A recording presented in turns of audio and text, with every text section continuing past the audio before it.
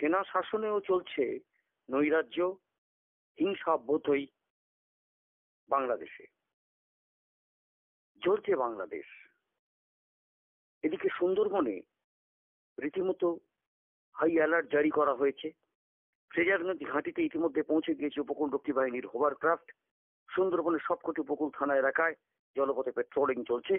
মঙ্গলবার সকাল থেকে ফ্রেজারগঞ্জ উপকূল থানার পক্ষ থেকে নৌকা নিয়ে উপকূল এলাকায় নদী এবং সেখান থেকে 12 নটিক্যাল মাইল পর্যন্ত সমুদ্রের গভীরে টহলদারি চলছে। নজরদারি চলছে উত্তরবঙ্গের আত্রেই যমুনা নদীতেও। এইরকম অবস্থার মধ্যে সুন্দরবনের জলসীমানায় নজরদারি ফ্রেজারগঞ্জে আধুনিক হোভারক্রাফট এসে গিয়েছে।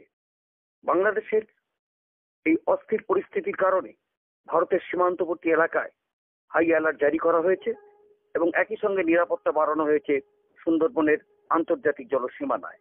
ইতিমধ্যে ফ্রেজারগঞ্জে উপকূলরক্ষী বাহিনীর দপ্তরে নিয়ে আসা হয়েছে অত্যাধুনিক হোভারক্রাফট। জানা গিয়েছে অতীতে হলদিয়া উপকূলরক্ষী বাহিনীর ওখান থেকে হোভারক্রাফট আসতো ফ্রেজারগঞ্জে, তার মাধ্যমে সীমান্তবর্তী এলাকায় নজরদারি চালাতো ফ্রেজারগঞ্জের দায়িত্বে থাকা উপকূলরক্ষী বাহিনী। কিন্তু মঙ্গলবার বকখালি সমুদ্র সৈকতে পৃথক একটি হোভারক্রাফট এসে পৌঁছেছে। বাংলাদেশ থেকে যে জলযানগুলো ভারতবর্ষের সীমানায় প্রবেশ করছে, উপকূলরক্ষী বাহিনী তাদের নথিপত্র নীতিমতো খতিয়ে তাদের দেখার কাজ শুরুও করে দিয়েছে।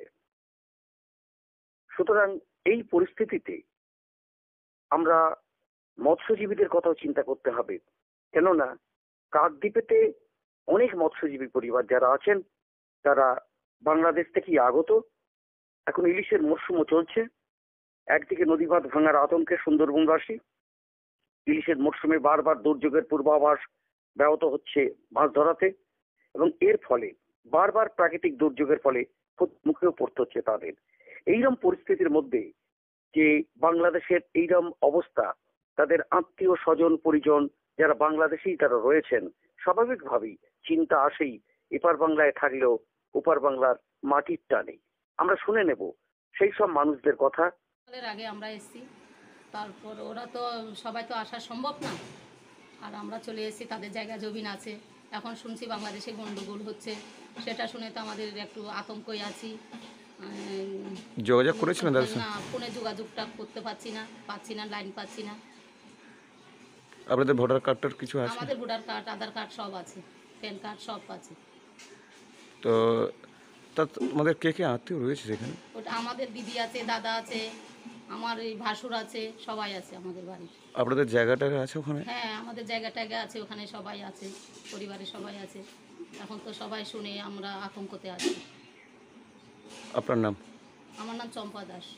আমরা এসেছি 1971 সালের আগে এসেছি আমরা। আমাদের এখানের voter I card, PAN card, Aadhaar, স্থায়ী বাসিন্দার সব কিছু আমাদের আছে। আর আমাদের ওখানে আত্মীয় স্বজনরা একটু অসুবিধার মধ্যে আছে, যে আমরা চাই যেন ভারতে যেন ওর যেমন সুখ শান্তিতে আমরা বসবাস করছি, হিন্দুরা ওরও যেন ওইভাবে বসবাস করে। এটাই আর কি আমরা সরকারের কাছে আমাদের আবেদন। এই ওদের সঙ্গে যোগাযোগ করেছিলেন? ওর সঙ্গে যোগাযোগ করেছি, বলছে একটু আতঙ্কে আছি, কিন্তু আমরা যে জায়গায় আছি সেই জায়গায় অশান্তি হচ্ছে। এখন আমাদের এই দিকটা হয়নি, হ্যাঁ হয়নি, কিন্তু ওরা ওই দিক থেকে মানে একটু চিন্তার মধ্যে আছে, কেননা ওইখানে হয়েছে, এখানে হতে কতক্ষণ, এই আর কি ভয়ের কারণ। যে কতটা আতঙ্কে আপনারা রয়েছেন? আমরা আতঙ্ক, যেমন নিজের আপনজনরা যদি বিপদে পড়ে, যেইভাবে অন্যরা যেই রকম বিপদের দেখলে আতঙ্কে থাকে, আমরাও ঠিক সেইভাবে আতঙ্কে আছি। কেননা আত্মীয় স্বজন তো সব তো এই দেশে ওই দেশে তো পাশাপাশি প্রতিবেশী দেশ, আমরা সবাই আত্মীয় স্বজন জ্ঞাতি গোষ্ঠী, তারা যদি ওইভাবে বাইরে থাকে, বিপদে থাকে, আমরা তো আর মানে ওই সব পরিস্থিতি দেখে আমরা তো আর আনন্দে আর সুখে থাকতে পারি না। আমরাও ওতে আমরাও দুঃখিত, আমরাও চিন্তার মধ্যে আছি, আমাদের নিজেদের আত্মীয় স্বজনদের কখন কি হয় না হয়, এই আর কি। আপনার নাম? গণেশ বণিক।